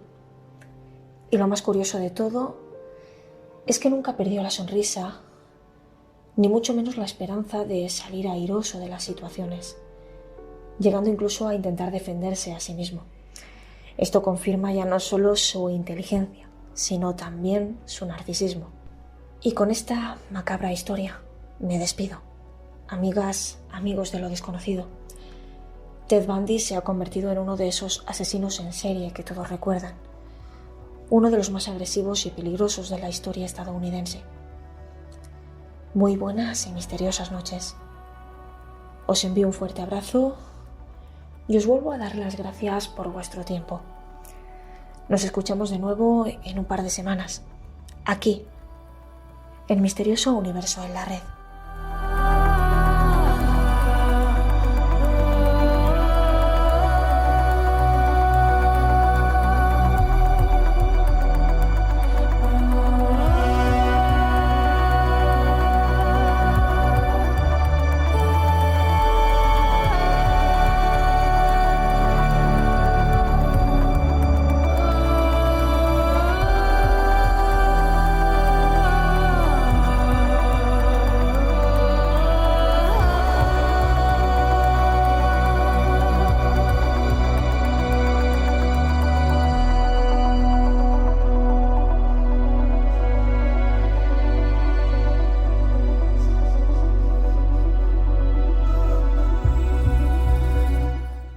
El programa ya se está acercando a su etapa final.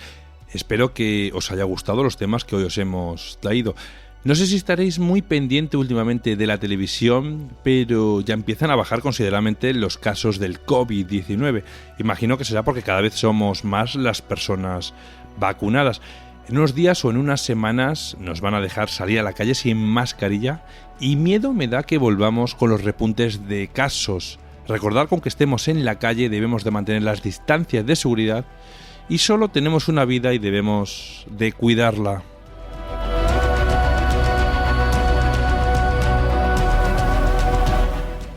Antes de marcharnos, si me lo permitís, os voy a recordar las formas de contacto y redes sociales en las que estamos presentes. En Twitter nos podéis encontrar como @universored, en Facebook como Misterioso Universo en la Red y en Instagram como Misterioso Universo en la Red. La forma de contacto serían, por ejemplo, a través del email misteriosouniversored@gmail.com, a través del WhatsApp el 689 80 96 32 y a través del grupo de Telegram que vais a encontrar en la descripción. Os deseo una muy buena semana y nos vemos en el próximo programa. Un fuerte abrazo para todos.